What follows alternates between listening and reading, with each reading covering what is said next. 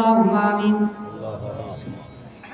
ربنا ظلمنا أنفسنا وإن لم تغفر لنا وترحمنا لنكونن من الخاسرين ربنا لا تزغ قلوبنا بعد إذ هديتنا وهب لنا من لدنك رحمة إنك أنت الوهاب رب العالمين হাটসাজাপুর উত্তরপাড়া যুবকদের কর্তৃক আয়োজিত তাফসীরুল কোরআনুল কারীমের ময়দানে জান্নাতের বাগানে বসা এক ঝাঁক কোরআনের পাগল পারা বান্দা বান্দীদেরকে নিয়া আমি গুনাহগার গুনাহ মাখা দুই কানা হাত তোমার রহমতের দরজায় উত্তোলন করেছি।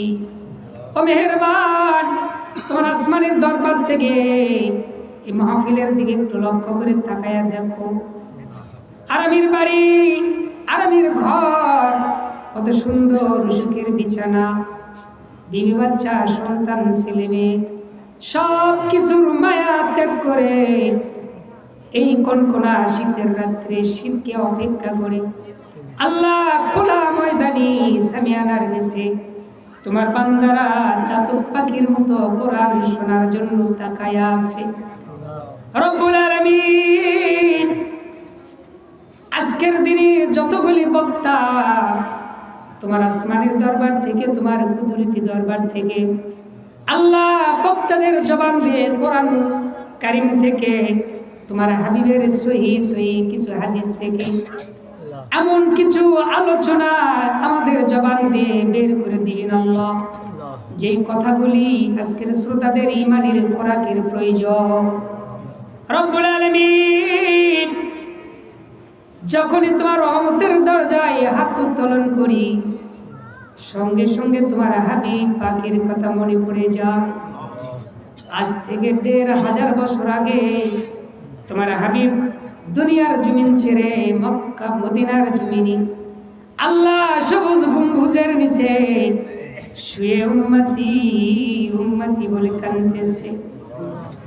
যেদিন কিয়ামতের আদালত বসবে, হাসর যেদিন কায়েম হবে, সমস্ত নবীরা নাফসি নাফসি বলতে থাকবে।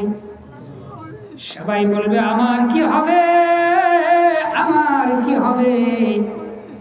আমার নবী দরদের নবী সিজদায় পড়ে মাওলানা তোমার দরবারে কাঁদবে, রব্বি হাবলি ইয়া উম্মতি বলে কাঁদতে থাকবে। আপনি হাবিবের কান্না দেখে বরদাস্ত করতে পারবেন না, ডাকতে বলবেন হাবিব, আজকে আমাদের দিন আপনার চোখের পানি আমি আল্লাহ বরদাস্ত করতে পারি না। সিজদা থেকে মাথা উঁচু করো, আমার কাছে দরখাস্ত করো, আপনি কি চান?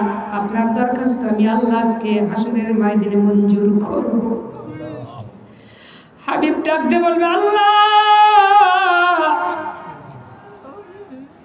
আমার জন্য কান্দে তোমার জান্নাত, আমি হাবিব কান্দি হাসরের ময়দানে আমার সমস্ত উম্মত সহ তোমার জান্নাতে যাওয়ার জন্য। যে নবী আজও শুয়ে কান্দেন মদিনায়, ওই নবীর জন্য কি মোদের কলেজে একটিবার কান্দে না?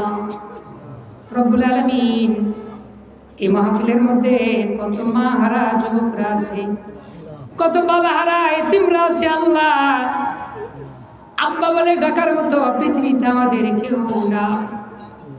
আল্লাহ রে, মা বলে ডাকার মতো এই জগতে আর কেউ নেই। যখন আমাদের সামনে মা বলে কেউ ডাক দেয়, কলেজা ফেটে যায়।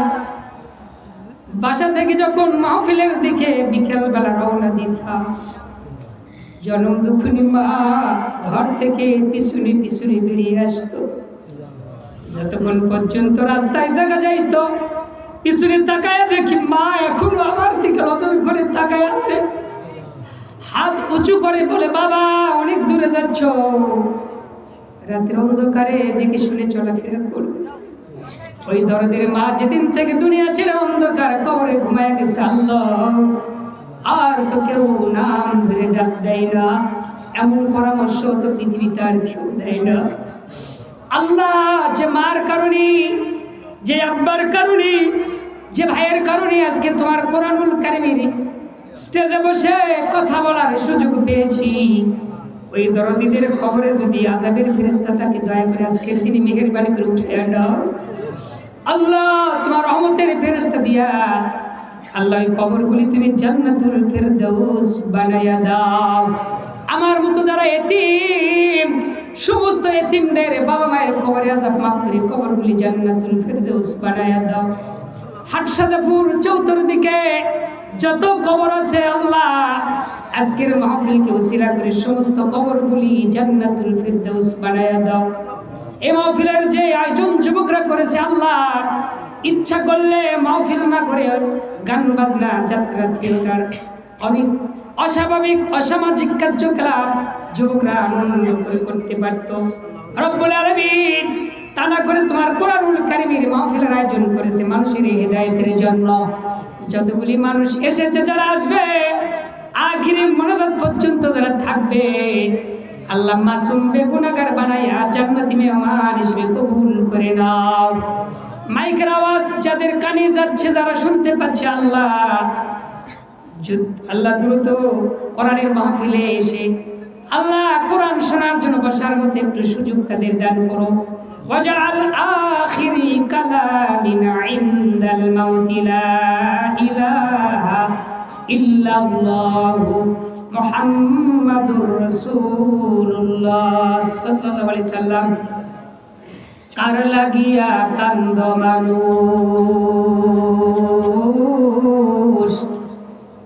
কার লাগিয়া হাসো,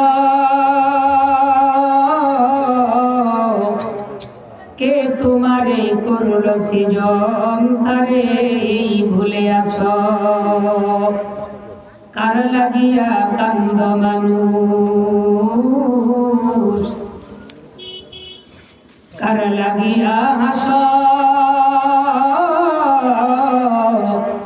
কে তোমারে করল সৃজন, তারে ভুলে আছো। এই পৃথিবীর মালিক যিনি, জপ তারে নিশিদিনী,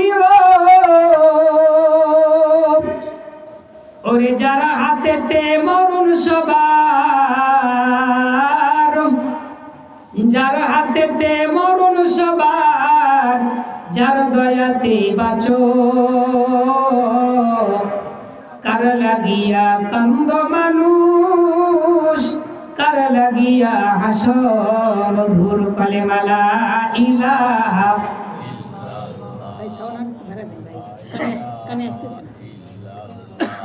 আওয়াজ কানে না আসলে তো মুশকিল।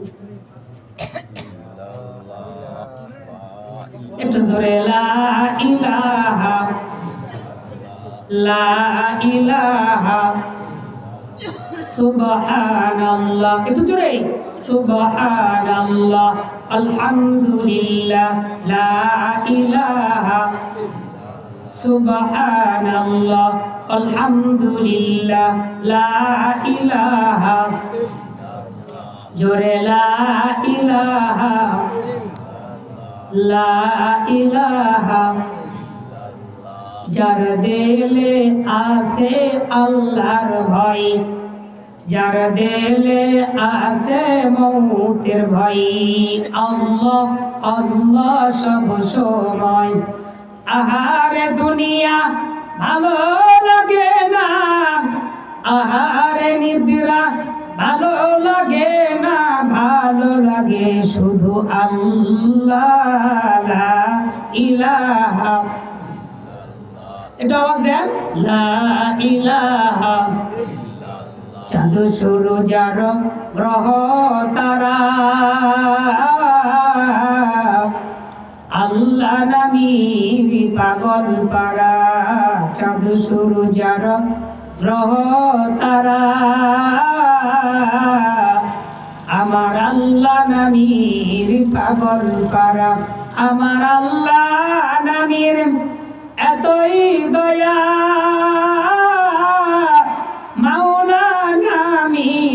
এতই মায়া লুকিয়ে রাখছে দেহে আল্লাহ লা ইলাহা লা ইলাহা ইল্লাল্লাহু মুহাম্মাদুর রাসূলুল্লাহ।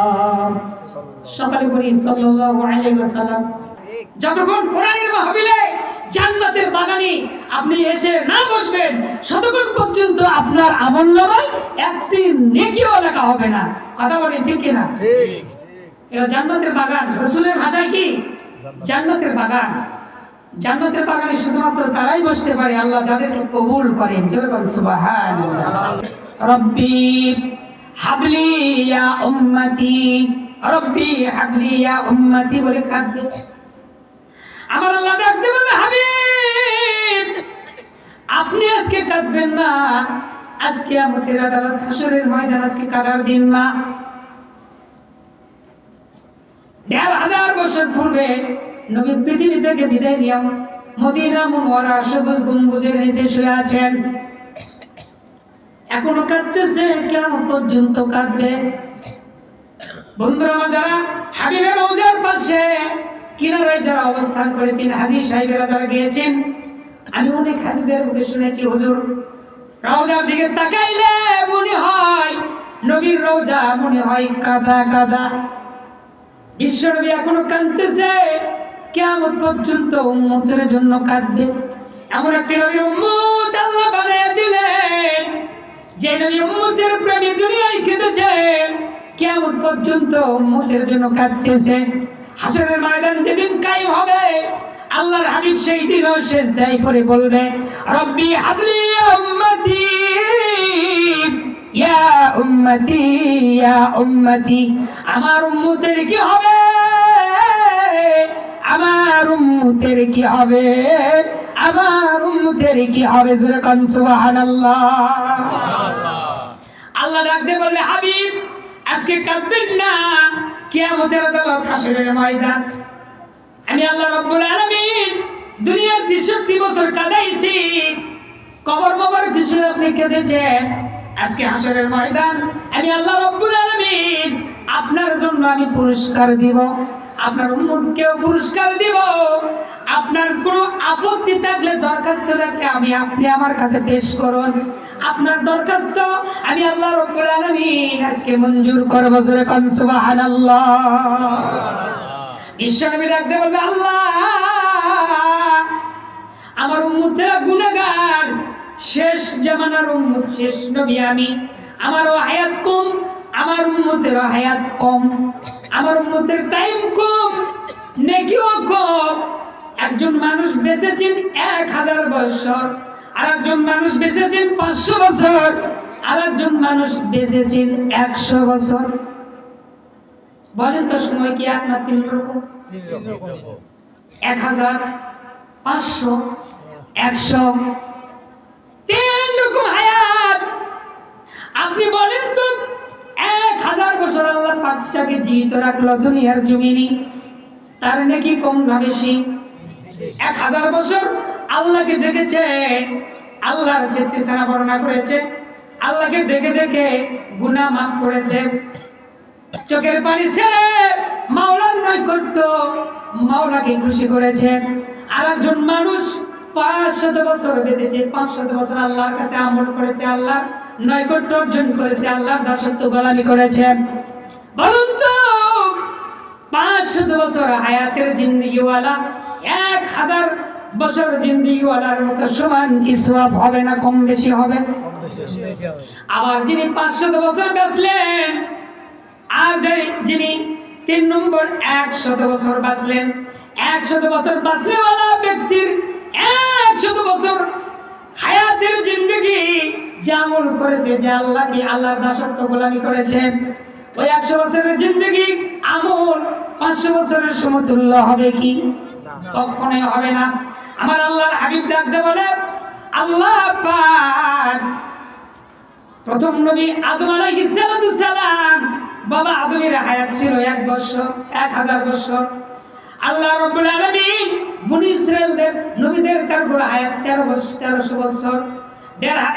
1300 বছর, 500 বছর, 700 বছর, এরকম বিভিন্ন আয়াত ছিল।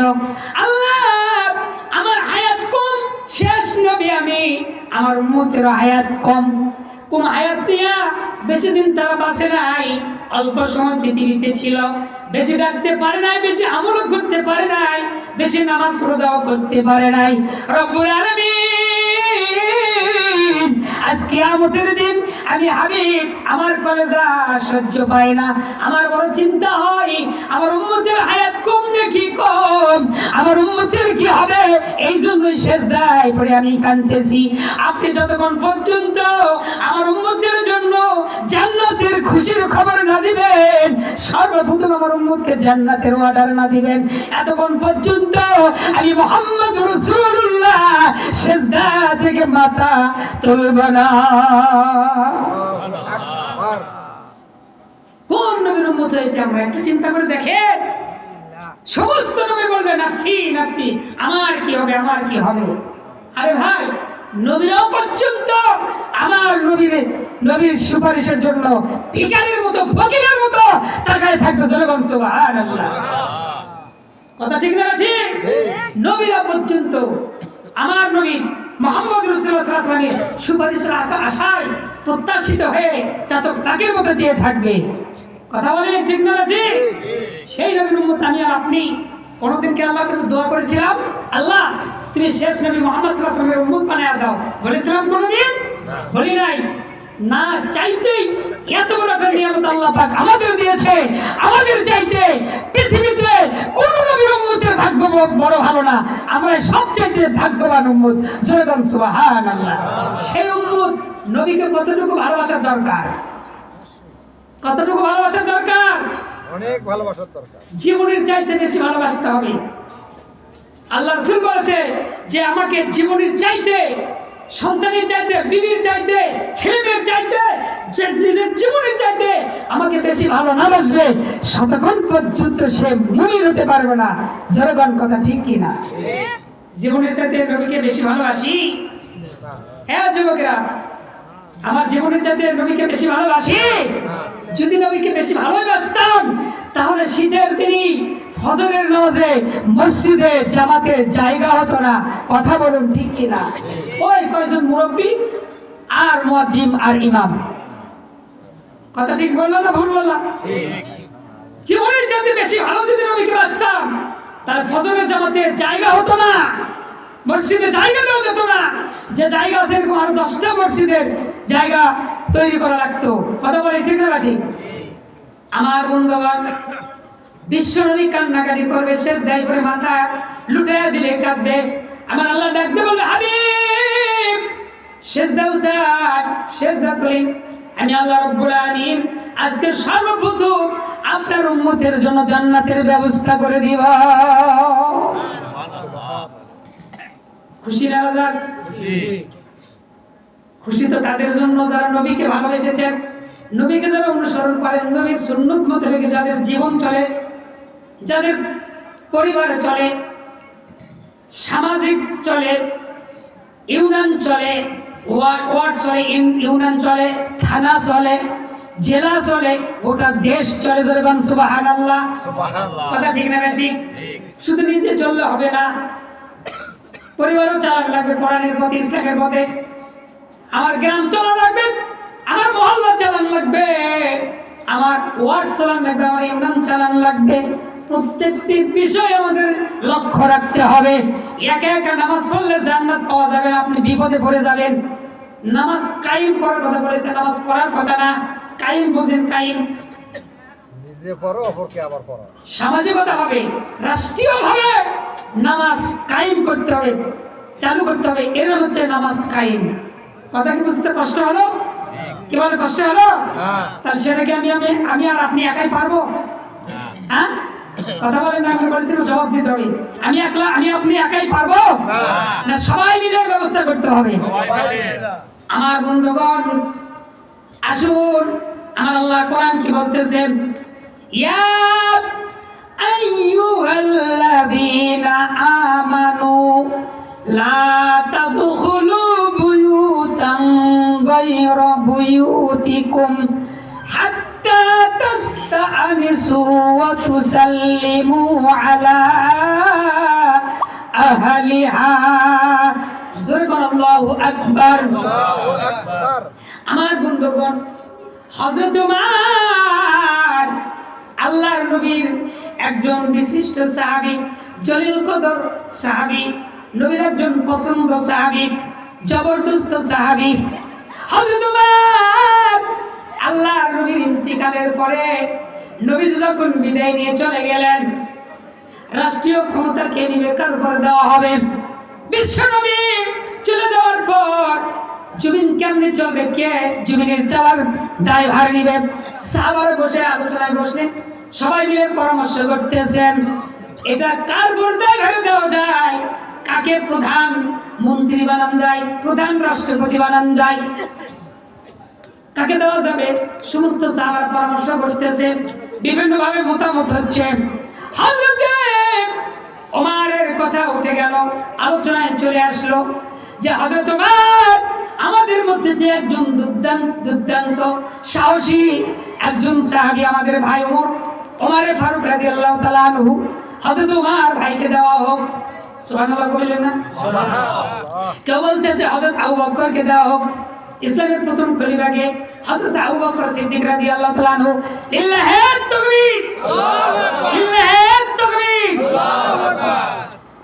প্রধান অতিথি জনাব আলহাজ আক্কাস আলী সাহেব মন্ডল জিন্দাবাদ, জিন্দাবাদ, সবাই জিন্দাবাদ, জিন্দাবাদ। একটু জিকির করেন লা ইলাহা ইল্লাল্লাহ, লা ইলাহা ইল্লাল্লাহ, সুবহানাল্লাহ, আলহামদুলিল্লাহ, লা ইলাহা ইল্লাল্লাহ, সুবহানাল্লাহ, আলহামদুলিল্লাহ, লা ইলাহা ইল্লাল্লাহ, লা ইলাহা ইল্লাল্লাহ, মুহাম্মাদুর রাসূলুল্লাহ। সকলে বলুন সাল্লাল্লাহু আলাইহি ওয়াসাল্লাম। আমার বন্ধুগণ, কাম টু মাই পয়েন্ট, চলে আসি আসল পয়েন্টের দিকে। বিশ্ব নবীর সাহাবীরা পরামর্শ করতেছে রাষ্ট্র ক্ষমতা কাকে দেওয়া হবে, রাষ্ট্র পরিচালনার দায়িত্ব কাকে দেওয়া হবে, এই দায়ভার কে নিতে পারবে, কার দ্বারা সম্ভব? সবাই মিলে পরামর্শ করে বলতেছে আমাদের মধ্যে সবচাইতে সাহসী, দুর্দান্ত সাহসী, শক্তিশালী মনোবল সবচাইতে ওমর ফারুক রাদিয়াল্লাহু তাআলা আনহু, এই ভাইকে দেওয়া হোক, ইনি রাষ্ট্র ক্ষমতায় পরিচালনার দায়িত্ব পালন করতে পারবে। ভালো জোরে জোরে কোন মারহাবা। এরকম ভাবে করেছেন না পরামর্শ করা? ব্যক্তিগত না পরামর্শ ভাবে? বন্ধুরা আমার, সবাই মিলে যদি কাউকে একটা দায়ভার দেওয়া হয়, এই কাজে যদি ভুল হয় এর জন্য আল্লাহর কাছে জবাবদেহি করা লাগবে না। আর যদি ব্যক্তিগত কেউ বলে আমি মসজিদের সভাপতি হতে চাই, সেক্রেটারি হতে চাই, ক্যাশিয়ার হতে চাই, অমুক হতে চাই, তমুক হতে চাই, নিজের বরাদ্দ করে যদি টানা লাই, আর আল্লাহ না কোনো খোদা না খাস্তা দায়িত্ব পালন করবার যা যদি একটু উল্টা পাল্টা হয়, আমার আল্লাহর কাছে হাসরের ময়দানে আদালতে আল্লাহর সামনে দাঁড়ায়া আল্লাহর কাছে জবাব না দেওয়া পর্যন্ত এক কদম তোলার সাহস থাকবে না। আর সবাই মিলে যদি দায়িত্ব জোর করে দেওয়া হয় যে এই সমাজের মধ্যে, আমাদের এই মহল্লার মধ্যে আপনি সাহসী, শক্তিশালী এবং সকল দিক দিয়ে মান মর্যাদার উপরে আছেন, আপনাকেই বহন করতে হবে, নিতে হবে আপনাকেই। সবাই মিলে যদি দায়িত্ব দেয়, আর এই দায়িত্ব পালন করতে গিয়ে যদি ত্রুটি বিচ্যুতি হয়, আমার আল্লাহ রাব্বুল আলামিন হাসরের ময়দানে ওই ত্রুটির জন্য আল্লাহর কাছে জবাবদেহি করা লাগবে না। সুরে সুরে কোন মারহাবা। হযরত ওমর রাষ্ট্র ক্ষমতায় পেয়ে গেলেন, এক নয় দুই নয়, অর্ধ পৃথিবী শাসন করেছে। জনগণ সুবহানাল্লাহ। কতখানি? বাংলাদেশ, শ্রীলঙ্কা, আমেরিকা, সৌদি আরব, এই পৃথিবীর অর্ধ পৃথিবী শাসন করেছে হযরত ওমর ফারুক রাদিয়াল্লাহু তাআলা আনহু। ওমরের শুধু নাম ছিল ওমর, ফারুক শব্দ প্রথম ছিল না। ফারুক শব্দ যোগ হয়েছে একটা কারণে, আলোচনা একটু পরে আসতেছি। হযরত ওমর যখন রাষ্ট্র ক্ষমতায় পেয়ে গেল, যখন দেশের তার দায়ভার কাঁধে চলে আসলো। অর্ধ পৃথিবীর দায়ভার যখন ওমরের কাঁধে চেপে দেওয়া হলো, যখন রাষ্ট্রপতি প্রধানমন্ত্রী, এখন বলুন তো দায়িত্ব কম না বেশি? একটু আলোচনা জোরে বলতে হবে, দায়িত্ব কম না বেশি? হযরত ওমর চিন্তা করলেন অর্ধ পৃথিবীর এই মানুষের দায়ভার আমি ওমরের উপরে চেপে দেওয়া হয়েছে। আমার রাষ্ট্রের ভিতরে, আমার এই অর্ধ পৃথিবীর ভিতরে যদি কোনো ছেলে চলে কিয়ামতের আদালতে আল্লাহর কাঠগড়ায়, আল্লাহর আদালতে দাঁড় হয়ে আল্লাহর সামনে আমাকে জবাবদেহি করতে হবে। আমার এই রাষ্ট্রের ভিতরে, এই অর্ধ পৃথিবীর ভিতরে একটি মানুষ যদি অনাহারে বিছানায় যদি রাতে ঘুমাইয়া যায়, কিয়ামতের দিন আমার আল্লাহ যদি জিজ্ঞাসা করে, ওমর তোমার বাইতুল ফান্ডে, তোমার বাইতুল তহবিলে, তোমার রাষ্ট্র, এই রাষ্ট্র তহবিলে কি কোনো মাল ছিল না? খাদ্য গুদামি কোনো খাবার ছিল না? তোমার রাষ্ট্রের ভিতরে মানুষ কেন না খেয়ে ঘুমাইলো? এই জবাব আল্লাহর সামনে না যাওয়া পর্যন্ত এক কদম তোলার মতো সাহস ওমরের থাকবে না। ওমর চিন্তা করলো, আমার রাষ্ট্রের ভিতরে যদি কোনো মানুষ বস্ত্রহীন হয়ে যায়, বস্ত্র না পায়, যদি কাপড়ের অভাবে কষ্ট পায়, কিয়ামতের দিন আল্লাহর আদালতের সামনে দাঁড়ায়া, আল্লাহর কাঠগড়ায় দাঁড় হয়ে আল্লাহর সামনে এই বস্ত্রের জন্য জবাবদাহি করতে হবে। আমার আল্লাহ জিজ্ঞেস করে, ওমর রে তোমার ওই রাষ্ট্রের বাইতুল ফান্ডে কি অর্থ ছিল না, টাকা পয়সা ছিল না? তোমার রাষ্ট্রের ভিতরে মানুষ কেন বস্ত্রহীন অবস্থায় কষ্ট পেয়েছে? এর জবাব না দেওয়া পর্যন্ত আমি আমার আদালত থেকে এক কদম তুলতে পারবে না। ওমরের চোখের ঘুম হারাম হয়ে গেছে, রাতের বেলা ঘুম পারে না, গোটা রাষ্ট্রের মানুষ ঘুমায়। আল্লাহ রাসূলের সাহাবী হযরত ওমর রাতের বেলা ন্যাংরা তরবারি হাতে নিয়া তাহাজ্জুদের নামাজ কিছুক্ষণ মসজিদে পড়ে, আবার ওই তরবারি নিয়া রাষ্ট্রের দেখাশোনা করে, রাতের বেলায় পাহারা দেয়, ঘুরে ফিরে দেখে কে কোথায় কি অবস্থায় আছে। আমার এলাকায় যদি চোর চুরি করে, কিয়ামতের ময়দানে আল্লাহর সামনে দাঁড়ায়া আমি ওমরকে জবাবদেহি করতে হবে। প্রত্যেকটি বিষয়ের জন্য হযরত ওমর সজাগ ছিল। জোরে কোন মারহাবা।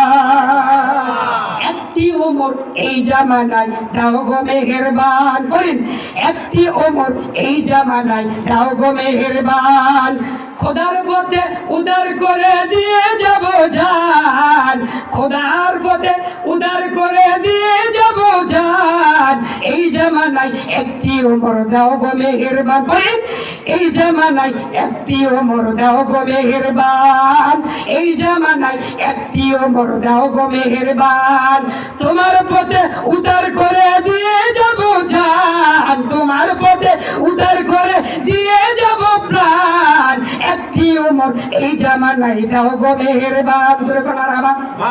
আজ তোমার ঘুমান না, চিন্তা আখিরাতের। জোরে কোন কিসের চিন্তা? আখিরাতের চিন্তা, কিয়ামতের চিন্তা, আল্লাহর সামনে দাঁড়ায়া জবাবদেহি করতে হবে। এই চিন্তায় ওমরের চোখে ঘুম নাই। নেতা কারে বলে, এই জন্য একটু আলোচনাটা ওমরের জীবনে আলোচনা করতেছি। আর আল্লাহ রাব্বুল আলামিন ওমরের জন্য এই আয়াতটা নাযিল করেছে। হযরত ওমর গভীর রাত, নিশির রাত, সারা রাত পাহারা দেয় ন্যাংরা তরবারি হাতে। আজকে যদি কোনো চেয়ারম্যান, কোনো মেম্বার অথবা কোনো এমপি কোনো তরবারি হাতে লিয়া, ছুরি হাতে লিয়া বা তরবারি হাতে লিয়া যদি এই হাটসাজাপুর অথবা দুপচাচা থানার মধ্যে ঘোরে, অন্ত ধরবে না ছাড়া দিবে? কি কর সন্ত্রাস রে, এর হাতে কি ছুরি, কিন্তু খুন করবে, দেখাতে করবে, কথা বলে ঠিক না? হাতে তোমার ন্যাংরা তরবারি হাতে। আমি ওমরের জীবনে বলতেছি, আপনারা একান্তে সাহাবা করবেন, ওমরের জীবন পড়ে দেখবেন। রাষ্ট্রীয় জীবন তার কত ভয়াবহ কঠিন জীবন ছিল, কত কষ্ট করে এই জমিনের পাহারা দিয়েছে, মানুষের হক কিভাবে পুঙ্খানু আদায় করে হযরত ওমর রাষ্ট্র পরিচালনা করে দেখিয়ে দিয়েছেন। জোরে কোন সুবহানাল্লাহ। এমন একজন নেতা বর্তমান প্রেক্ষাপটে দরকার আছে না নাই? আছে। এ আওয়াজ ধীরে আছে না নাই? আছে। খালি আছে বললে হবে না।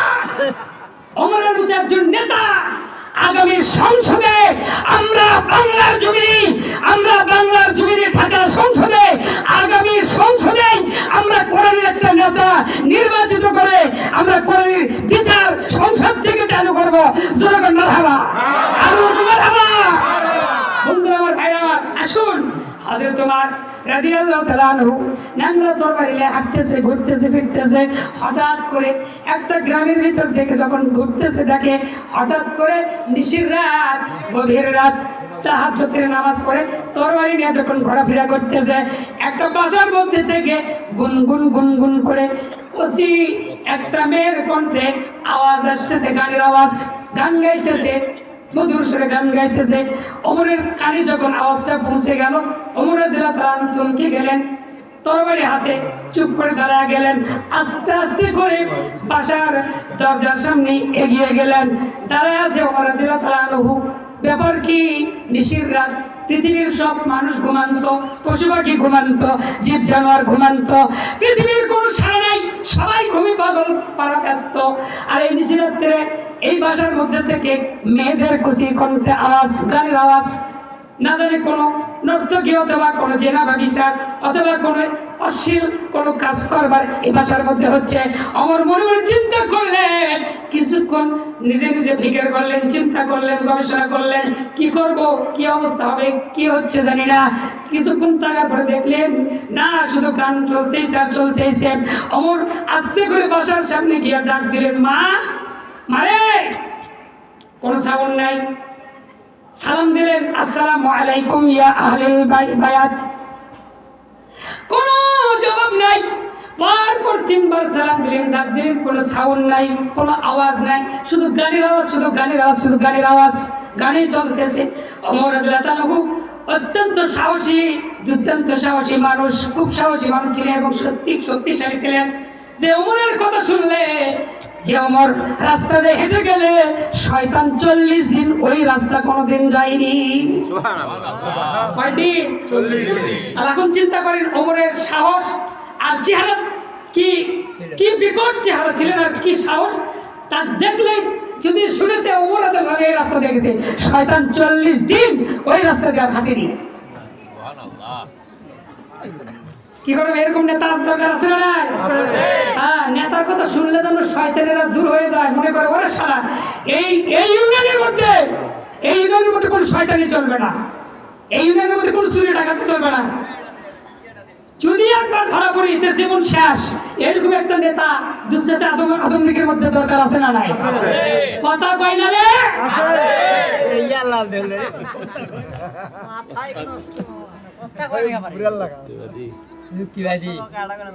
আওয়াজ দেন, আওয়াজ দেন। মুসলমান আওয়াজ যত বড় হবে, নাস্তিক মুরতাদিরা তত দুর্বল হয়ে যাবে। আর আল্লাহ রাব্বুল আলামিন আল্লাহর জমিনটা শান্তির জমিন বানায় দিবে। আজকে মুসলমানের আওয়াজ বন্ধ হওয়ার কারণে দুর্নীতির দুর্বাস, চাঁদাবাজ, সন্ত্রাস, জেনা, ব্যভিচার, মদ, জুয়া বাংলার আনাসি কানাসি ভরে গেছে। কথা বলেন ঠিক কিনা? এগুলি প্রত্যাহার করতে হবে, বাতিল করতে হবে, সমাজ থেকে উৎখাত করে দিতে হবে। আমার আল্লাহ বলেছেন, আমি আলেমদেরকে সৃষ্টি করেছি, তৈরি করেছি, পাঠাইছি শুধুমাত্র সামাজিকতা, অসামাজিক কার্যকলাপ দূর করে শান্তি প্রতিষ্ঠা করার জন্য। যে সমাজে অশ্লীল কাজ হয়, অসামাজিক কার্যকলাপ হয়, জেনা বিচার হয়, গান, থিয়েটার, বাজনা হয়, সেগুলি প্রত্যাহার করে, বাতিল করে দিয়ে, উৎখাত করে দিয়ে আল্লাহর কোরআনের আয়াত আলিমরা সেখানে শান্তি আর নিরাপত্তা আর কি করবে, কোরআনের শাসন, কোরআনের বিধান সেখানে চালু করবে। আল্লাহ রাব্বুল আলামিন আসমান থেকে শান্তির নহর ঢেলে দিবে। জোরে বলেন সুবহানাল্লাহ। তাহলে বোঝা গেল, কোরআনের শাসন যখন চালু হবে, জমিনে কোরআন দিয়ে যখন বিচার হবে, সব জুলুম, ব্যভিচার, অত্যাচার, চুরি, ডাকাতি, খুন, খারাপি, রাহাজানি সব বিদায় চলে যাবে। জমিনে শুধু শান্তি, শান্তি আর শান্তি দিয়া আল্লাহ ভরে দিবে। জোরে বলেন সুবহানাল্লাহ। হযরত ওমর আস্তে করে মেয়েদের দরজার সামনে দাঁড়ায় গেল। শুধু মেয়ে গান গাচ্ছে আর গান গাচ্ছে, ডাক দেয়, কোনো কথা নাই, কোনো সাউন্ড নাই। মা মা করে ডাকে, তবু কোনো সাউন্ড নাই। আমার চিন্তা করলো হবে না। না জেনে বাসার মধ্যে কোনো জেনা ব্যবসা চলতেছে, জেনার নেশায় আমার কথা শুনতেছে না, কোনো সাউন্ড দিচ্ছে না। ওমর রাদিয়াল্লাহু তাআলা দরজায় ধাক্কালেন, দরজা খোলে না। এখন বলেন তো ভিতরে ঢোকার দরকার আছে না নাই? এটা চাষবাই করার দরকার আছে না নাই? ছাঁচাই করার দরকার আছে না নাই? বন্ধুরা আমার, হযরত ওমর প্রাচীর উপর দিয়ে লাফ দিলেন, ভিতরে ঢুকলেন, বাসার মধ্যে প্রবেশ করলেন। আবার ঘরে যেটা দরজার সামনে যা সালাম দিচ্ছেন, ডাকতেছেন, কোনো আওয়াজ নাই, কোনো আওয়াজ নাই, কোনো সাউন্ড নাই, নীরব নিস্তব্ধ, শুধু গান গাই। আমার চিন্তা করলেন ঘটনা কি, একবারে নেবারে তারপরেও কোনো সাউন্ড দেয় না। সাহসী মানুষ, শক্তিশালী মানুষ, এত দরজাতে ধাক্কা মেরেছে, দরজা খুলে ভিতরে ঢুকে গেছে। ওমর রাদিয়াল্লাহু তাআলা ভিতরে দরজা খুলে ভিতরে ঢুকে দেখে শুধুমাত্র একটাই কচি কুমারী সুন্দরী একটা নারী, দ্বিতীয় কোন মানুষ ওই ঘরের ভিতরে নাই। জোরে কন্যার হাওয়া। ওটা সুবোধ না বিপদ? ওই জায়গা সুবোধ না বিপদ? কেউ নাই, শুধু একটা তরুণী যুবতী সুন্দরী নারী। ওমরও ঢুকে পড়ছে ভিতরে, শুধু গান গাচ্ছে। ওমর রাদিয়াল্লাহু তাআলা ডাকতে বলতেছে, মা, এ মা, আমি তোমাকে বাইরে থেকে অনেকবার ডেকেছি, সালাম দিয়েছি, তুমি কি আমার সালামের আওয়াজ পাও নাই? তুমি আমার কথা জবাব কেন দাওনি? দরজা কেন খুললে না? তুমি কান্নাকাটি কেন করো? শুধু কান্দো আর কান্দো। তখনও কান্দতেছে।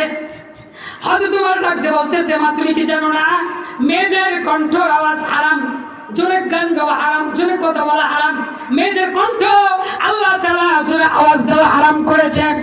তুমি কোরআনের অবমাননা করেছো, কোরআন নিষেধ করেছে, কোরআনের বিরুদ্ধে আচরণ করেছো। ওমর রাদিয়াল্লাহু তাআলা যখন এই কথা বলেছেন, মেয়ে বলতেছে, হে পথিক, মেয়ে তো ওমর রাদিয়াল্লাহু তাআলা আমাকে চিনেন না, চিনেন না। এই মেয়ে ডাকতে বলতেছে, হে পথিক, আপনি কে? আপনাকে আমি চিনি না। আমি একটি অপরাধ করেছি, আমার আওয়াজ হারাম, আমি জোরে গান গেয়েছি।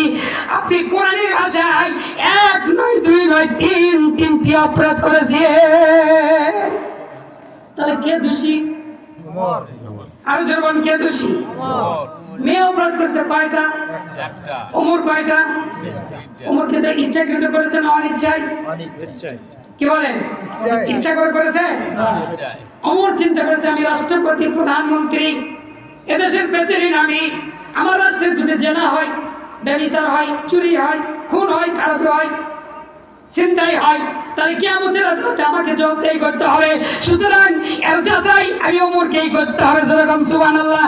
তার চিন্তা ছিল আখিরাতের ভয়, তার চিন্তা ছিল হক কথা, তার চিন্তা ছিল কোরআনের সঠিক জিনিস প্রমাণ করা।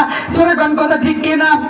বন্ধুরা, আল্লাহর বান্দা হযরত ওমর রাদিয়াল্লাহু তাআলা ডাকতে বলেন, মা, কেন কাঁদতেছো? এই জবাবটা আমি চাই।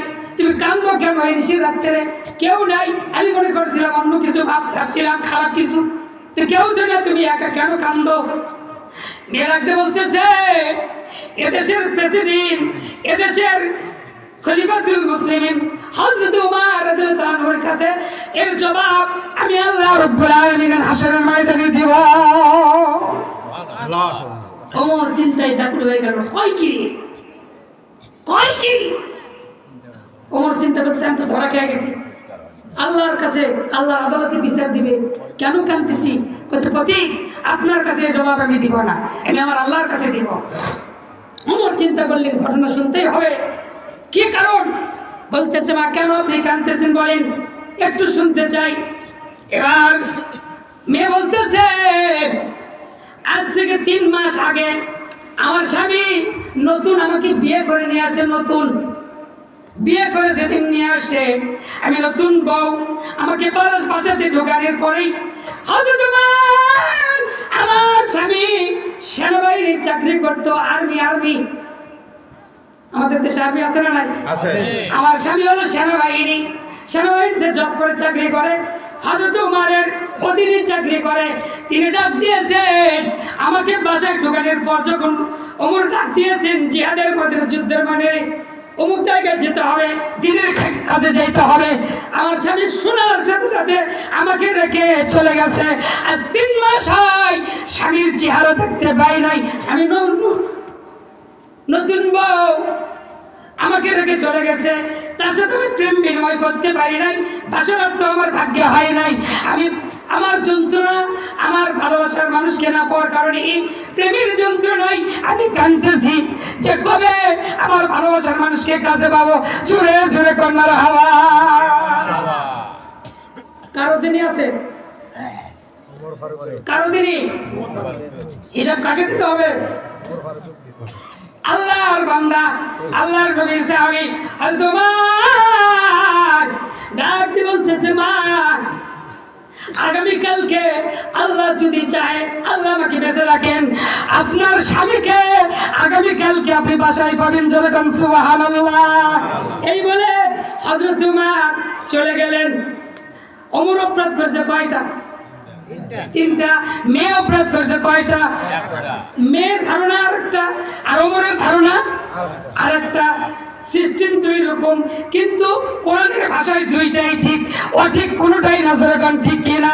আমার আল্লাহ কোরআনে বলেছেন, ইয়া আইয়ুহাল্লাযীনা আমানু লা তাদখুলু বুয়ুতান গায়রা বুয়ুতিকুম হাত্তা তাস্তানিসু ওয়া তুসাল্লিমু আলা আহলিহা। সূরা মারহাবা। মেয়ে বলতেছে, হে পতি, আমি একটা অপরাধ করেছি আর আপনি তিনটা অপরাধ করেছেন। আল্লাহর কোরআনের ভাষায় 1 নম্বর উচিত ছিল সালাম দিয়ে, আপনি দরজা দিয়ে ঢুকতে হবে। কোন মানুষের বাসায় ঢুকতে গেলে দরজা দিয়ে ঢুকতে হবে। 1 নম্বর কি? দরজা দিয়ে ঢোকা লাগবে। আপনি দরজা দিয়ে না ঢুকে প্রাচীর উপর লাফ দিয়ে ঢুকছেন। 2 নম্বর অপরাধ হলো আপনি অনুমতি নিয়ে ঢুকতে হবে। কোরআনের ভাষায় কোরআন বলছে অনুমতি ছাড়া ঢোকা যাবে না। 3 নম্বর অপরাধ করেছে, বাসার মধ্যে কেউ নাই, আমি একজন নারী, মহিলার সামনে সরাসরি কোন পুরুষের দিদার করে দেখা করা আল্লাহ কোরআনে হারাম করে দিয়েছে। আপনি সেইটা করেছেন, তাহলে আপনি কোরআনের ভাষায় তিনটা অপরাধী আল্লাহর কাছে, আর আমি কোরআনের ভাষায় একটা অপরাধী। আপনি বলুন, অপরাধী আপনি বড় না আল্লাহর ভাষায় আমি বড়? যেরকম সুবহানাল্লাহ। আল্লাহ বলেছেন, লা তাদখুলু বুয়ুতান গায়রা বুয়ুতিকুম হাত্তা তাস্তানিসু ওয়া তুসাল্লিমু আলা আহলিহা। আল্লাহর বান্দাদেরকে বলেছেন, মুমিনদেরকে আল্লাহ বলেছেন, তুমি যদি কোনো বাসায় ঢুকতে চাও, তোমার চাচার বাসায় যাও, ফুফুর বাসায় যাও, ভাইয়ের বাসায় যাও, মেয়ের বাসায় যাও, কোন আত্মীয়র বাসায় যাও,